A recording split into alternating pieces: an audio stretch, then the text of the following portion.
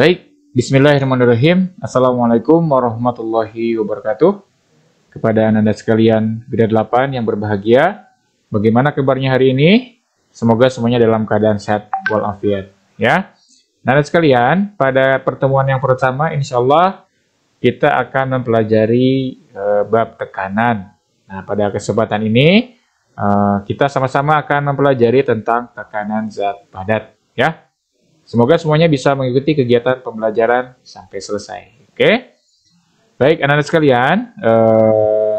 Nah, di sini ada mind mapping ya tentang tujuan pembelajaran kita pada kesempatan ini.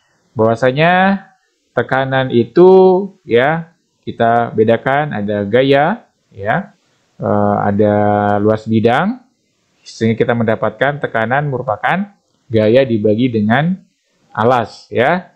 Ada tekanan hidrostatis atau tekanan pada cairan yang diam ya. Misalkan kalian sedang berenang, tentunya kalian akan merasakan apa sih sebenarnya perasaan kalian ketika berenang ya. Mungkin kalian akan merasa lebih berat gitu ya, karena mendapatkan tekanan air yang ada di atas kita ya. Nah, tekanan juga dia akan berhubungan dengan beberapa hukum. Ada hukum Pascal, ya, ada hukum Archimedes, ada hukum bejana berhubungan, dan ada hukum Boyle, ya. Nah, ini sekilas pembelajaran tekanan kita pada pertemuan ini. Oke, kita lanjutkan saja. Nah, sekalian, mungkin kita sering menyaksikan beberapa kejadian atau yang sering kita lihat pada kehidupan kita sehari-hari, ya. Terutama pada tekanan zat padat. Oke. Nah, tekanan zat padat ini tentunya merupakan benda-benda yang sifatnya padat ya. Ini apa nih kira-kira? Nah, ini palu sedang menekan paku ya, sehingga pakunya tertancap ya di meja misalkan. Nah, selanjutnya di sini kita lihat ada satu tekanan juga sama ya. Nah, yang bagian ketiga adalah menempa. Nah, yang keempat di bidang pembangunan itu ada paku bumi, ya. Nah, pada tekanan zat padat ada beberapa faktor yang mempengaruhi. Ya, yang pertama adalah gaya atau berat benda, ya. Jadi setiap benda itu punya berat, lalu luas bidang tekan. Misalkan begini, anak-anak sekalian ketika kalian berdiri, ya, kalian berdiri menggunakan misalnya kaki ya, jelas ya, pasti pakai kaki ya. Nah, kaki itu kan ada bagian-bagiannya. Ada bagian apa namanya? Telapak kakinya. Nah, di telapak kaki itu kan ada juga jari misalkan. Ketika kalian misalkan menggunakan seluruh permukaan kaki ya, akan terasa berbeda ketika kalian berdiri hanya menggunakan ujung, misalkan ujung jari bagian jempol ketika kalian jinjit. Itu adalah juga sama dengan peristiwa tekanan zat padat. Selanjutnya misalkan ketika suatu bangunan itu menggunakan pondasi ya. Pondasi itu adalah suatu struktur bagaimana supaya benda atau bangunan tersebut itu tidak mudah goyah ya. Jadi penerapannya banyak sekali ya. Kalian bisa menyebutkan beberapa penerapan apa saja sih yang ada pada tekanan zat padat. Oke.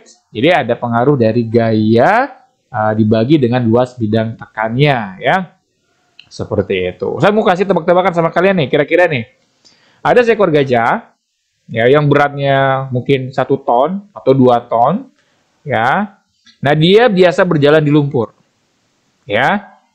Nah, selanjutnya ada seorang wanita atau seorang ibu-ibu, dia menggunakan sepatu tapi menggunakan sepatu hak tinggi ya. Sama dia berjalan di lumpur. Nah, kira-kira nih, tekanannya yang paling besar itu didapatkan oleh gajah atau yang menggunakan, atau seorang wanita yang menggunakan sepatu hak tinggi? Saya kasih pertanyaan nih. Kalian tinggal tulis di kolom apa namanya subscribe yang ada di channel YouTube ya. Oke, sebelumnya Ustadz akan perlihatkan terlebih dahulu beberapa animasi yang berkaitan dengan tekanan yang akan kita bahas hari ini. Silakan disimak ya. Oke, kita akan sama-sama beberapa cuplikan yang berkaitan dengan tekanan ya. Silakan disimak bersama-sama. Oke. Depan sehari-hari. Namun, sebelum kita lanjut, bagi Anda yang baru berkunjung, notifikasi lainnya dari channel ini. Tekanan zat padat adalah perbandingan besar gaya dengan luas permukaan bidang pada zat padat. Tekanan ini dapat dihitung dengan cara membandingkan besar gaya yang menekan dengan luas alas bidang tekan. Sebagai contoh, jika sebuah benda dengan gaya berat 100 Newton memiliki 100 luas Newton. alas sebesar 0,25 meter persegi, 0,25 meter persegi. maka tekanan benda tersebut adalah sebesar 100 per 0,25 atau sama dengan 400 Pascal. Oke, ya. Nah, satuannya adalah untuk tekanan itu adalah Pascal ya, atau PA ya. Seperti itu. Tekanan zat cair merupakan tekanan yang diberikan oleh zat cair terhadap suatu benda. Ini diibaratkan ada seekor Dalam penyelaman. tekanan zat cair dikenal istilah tekanan hidrostatis, yaitu tekanan yang diakibatkan oleh gaya yang ada pada zat cair pada kedalaman tertentu. Ya. Artinya, semakin dalam posisi benda dalam zat cair, maka semakin besar tekanan yang dialaminya. Tekanan ini dipengaruhi oleh massa jenis zat cair atau rho, Sejenis zat cair, gravitasi bumi atau biasa dilambangkan gravitasi bumi, gravitasi G, serta kedalaman benda dalam kedalaman zat cair benda. atau biasa dilambangkan H. dengan H. Height ya, bahasa Inggrisnya height. Besarnya tekanan hidrostatis atau biasa dilambangkan dengan pH, pH. Tekanan dapat hidrostatis dihitung dari hasil perkalian ketiga faktor tadi ya. yang dirumuskan sebagai berikut. Rumusnya adalah pH sama dengan rho Rho kali kali G G kali H. dengan rho adalah massa jenis zat cair dalam satuan Kilogram per meter kubiknya. Silakan dilihat G ininya. adalah gravitasi bumi dalam Satuannya. satuan meter per sekon kuadrat.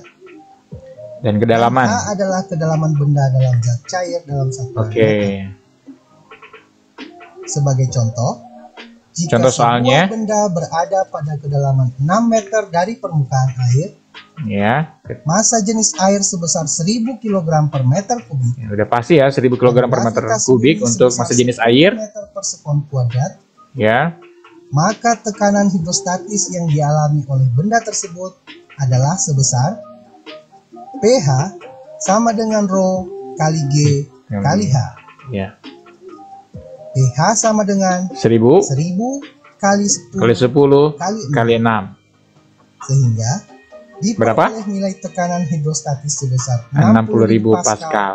atau 60.000 Newton per meter persegi. Ya, 60.000 Newton per meter persegi ya. Satuannya ada 2. Pada materi tekanan zat cair juga dibahas tentang hukum Ya. Archimedes. Nah, di sini dan ada hukum Pascal. hukum Archimedes ya. Itu nanti akan kita bahas untuk pertemuan berikutnya. Oke, kita akan kembali lagi untuk tekanan zat padat ya.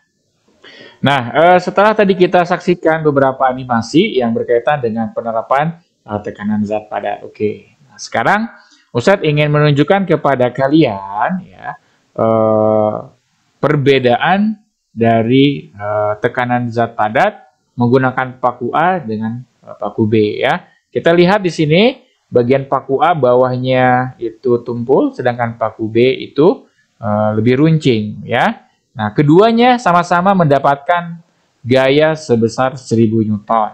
Ini juga sama dengan 1000 Newton.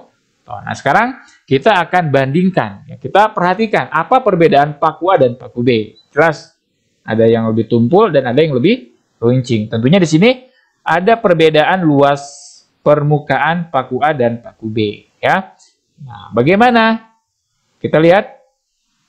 Nah, ketika misalkan paku B mendapatkan tekanan 1000 Newton, yang terjadi adalah balok kayu yang menerima gaya dia lebih mudah terlubangi karena paku B. Oke?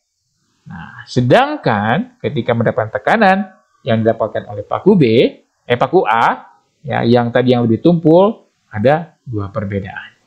Ya, nah itu bisa terjadi, ya, demikian, ya, walaupun sama-sama menggunakan gaya yang sama. Nah, di sini ada beberapa faktor apa yang membedakannya, ya. Setelah paku B menerima gaya F, apa yang terjadi? Yang terjadi adalah paku B lebih belesek, gitu bahasa itunya, ya. Setelah paku A menerima gaya F, maka apa yang terjadi? Dia malah kurang masuk. Nah, mengapa demikian? Karena tadi yang paku B lebih runcing daripada paku A. Jadi tekanan yang paling besar yang mana? Tekanan yang paling besar yang A atau yang B? Tekanan yang paling besar adalah yang B, ya. Kenapa? Karena pembaginya lebih sedikit, ya. Karena dia lebih runcing, ya. Nah, di sini kita akan sama-sama lihat, ya, pengaruh-pengaruhnya. Jadi tekanan itu adalah F, ya, simbol F dibagi dengan A, luas bidang tekan. Nah, satuannya adalah Newton, sedangkan alas satuannya meter persegi. Nah, secara rumus P sama dengan F dibagi A, sehingga P satuannya adalah Newton per meter persegi atau Pascal, ya. Nah, ini misalkan luas bidang tekannya lebih kecil, sedangkan ini lebih lebar, juga lebih lebar. Ini luas bidang tekannya. Jadi faktor-faktor yang mempengaruhi tekanan adalah gaya atau berat dibagi dengan luas bidang tekan. Ya, misalkan kamu lagi berdiri menggunakan telapak kaki, ya tekanannya akan berbeda kalau kamu berdiri hanya menggunakan jempol saja. Bisa dicoba sama kamu. Coba sekarang oleh kamu, ya Ustaz kasih tugas, bandingkan ketika kamu berdiri menggunakan telapak kaki dengan berdiri dengan menggunakan ujung jempol saja. Lebih sakit mana? Nah, ketika lebih sakit berarti disitulah tekanan yang didapatkannya lebih besar. Jelas ya? Contoh soalnya, biar gampang langsung ya. Suatu pondasi balok beton pada bangunan seperti gambar, ya. Berapakah besar tekanan yang terjadi apabila yang kita ketahui bahwasanya adalah beratnya adalah 2000 Newton, sedangkan alasnya itu adalah 80 cm lebarnya dan panjangnya 1 meter, ya. Itu dimensi dari luas bidang tekannya. Nah, ditanya berapa tekanannya? Oke, dijawab adalah P tekanan sama dengan berat dibagi dengan alas. P sama dengan 2000 Newton dibagi 80 dikali 1 meter. Ini harus dikalikan dulu. Kenapa? Karena dimensinya belum luas, ya. Nah, jadi 2000 dibagi 0,8 kali 1. Jadi 2000 dibagi 0,8 sama dengan 25.000 Newton per meter persegi. Silakan diralat ini kalau misalkan salah. Yang penting jalannya betul, ya. Jadi kita harus paham bahwasanya satuan luas itu adalah meter persegi, ya.